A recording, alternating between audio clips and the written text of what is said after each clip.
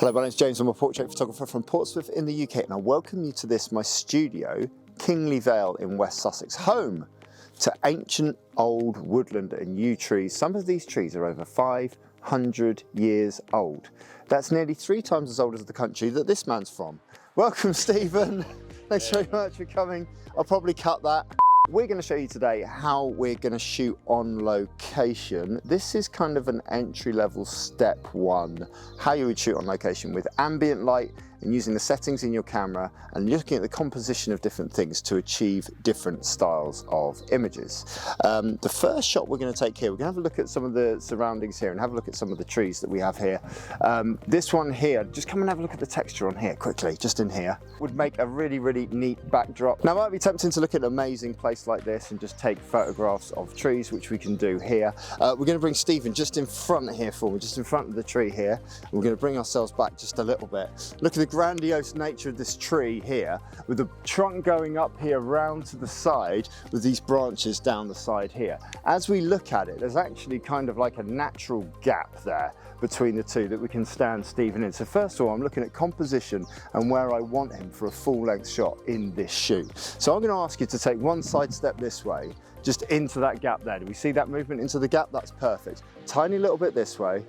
And I'm just going to come back a little bit and just try and get a full length shot. Now, the settings I've set on my camera, I've set my ISO to 4000. So although we've got a little bit of sunlight today coming through the trees, but this is largely a sheltered area, so it's reasonably dark. Set an ISO of 4000, and I'm using Aperture Priority on my settings. That's AV on my button. So I want the camera to make all the decisions for me with regards to shutter speed while I maintain the aperture, which means I'm maintaining the depth of field. If I choose an aperture around about f11, say, let's have a look at that. On ISO 4000, so the camera is now doing all of the work for us, choosing which shutter speed to use. And I can see through the camera there that we're shooting at around about 1/100th of a second, which I know I'll be able to hold because it's quicker than 1/60th of a second. Even with all the in-camera technology, with ambient light, I wouldn't want to go any lower than 1/160th of a second to avoid camera shake. But we know we're in a safe zone here. 3, 2, 1, go. Perfect. The camera's made all of the decisions there with regards to that image. Now, it's a little dark there because there's such a bright spot behind where the sky's sort of shining through. If you come in here, we can see there that sky is shining through. So the camera is looking at and having a look at all of the exposures throughout the whole frame, and it's judging what exposure to put for the whole image there, and it's including that bright spot in the background, which means everything feels a little underexposed. What we're going to do is we're going to try and lose that bright spot by moving Stephen round this way. And if we come here, you can see as you move around to the side, that white spot in the background disappears behind the tree. Can you see that on there? Lovely. So we're going to ask Stephen to do the same here, coming round to the side here. Perfect. Now he's framed behind that tree and he's framed here with that other tree there, the secondary tree in the background there. This should now give us a more even exposure. Same pose again there for me. Nice big 3, 2, 1, go. Beautiful. Lovely. And we can see now the camera has made the adjustments and that everything looks a lot lighter in camera, and we've framed him between those, behind 2 trees. If we really want to work though with the principles of foreground, midground and background, we might want to change his position. So we're going to bring him round here, round the back of the tree here, and we're going to stand him just here on this side here. So you'll see him come through here, and Stephen's going to go just in there for me there. Now we can see from this angle, not only have we lost that big patch of white sky in the background where we're backlit, that's where the sun's coming from behind, it's streaming in behind. We can actually see where the sun's streaming in here. Even on a cloudy day, if you look towards the camera here, you'll see that there's highlights on the back of the hair here. So we can see that the sun is coming in from behind, but because it's slightly cloudy, we are getting ambient light bouncing all the way around. Now the tree is in the foreground, the second tree is in the background, and Stephen's in the midground, giving us a slightly more dynamic composition. Looking straight towards me there for me, Stephen. 3, 2, 1, go. A little bit more mysterious, that one. But with the aperture at f11, it means our front tree, Stephen, and the back tree are all largely in focus, which gives us quite a flat image. Doesn't give us a real point of interest to give the viewer inclination what to look at.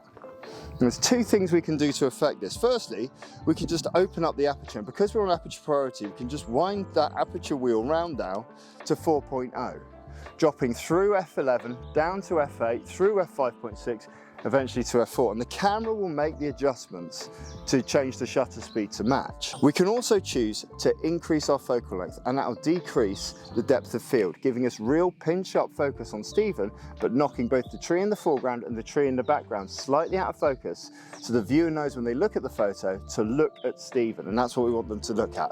So I love the little tilt of the head there, it was great, lovely little pose. 3, 2, 1, go. And there we go, we can see there, 3, 2, 1, go. Take a step towards me here. There, that's lovely, 3, 2, yeah, good man, 3, 2, 1, go, beautiful. And now we can see there's real depth of field. But I've still got that backlight that we explained earlier. The sun is behind us, it's coming through trees, but we are slightly backlit. There's a real cheap and effective way that we can change that. The first one is to rely on an old reflector. £10 off eBay, and we're going to use the white side here, and we're going to come in nice and close. Take a little step towards me here, and we'll see here when we come in close here, that's without the reflector, and we're just going to try and bounce a little bit of light there back into the face. So without, shadowy, especially under the eyes, white reflector in, we've got a much more even light source there. So we're going to hold that. We're actually going to get Stephen to hold us there for me. Perfect. Nice and, that's it, nice and expressive, right down through the middle of the lens. 3, 2, and 1. Beautiful. And that's just with the reflector there and the shallow depth of field. With Stephen holding the reflector now, provided it's not in shot, we can use that longer focal length, get him to come across this way just a little bit, framing next to these jagged edges of ancient yew tree there. That's perfect. Perfect. Really reach this hand in here for me so I can see it in the shot. That's lovely. 3, and now lose the handle completely. 3, 2, and 1 more. 3, that's good, look over to the side, I love that. 3, 2, and 1. Good man, eyes to me, go. There, perfect. And now we're using the natural ambient light, bouncing it back in. If we don't want to use a reflector, we want to use something that gives us a little bit more control, we can use this. This is a very simple light tube, Photix T200R.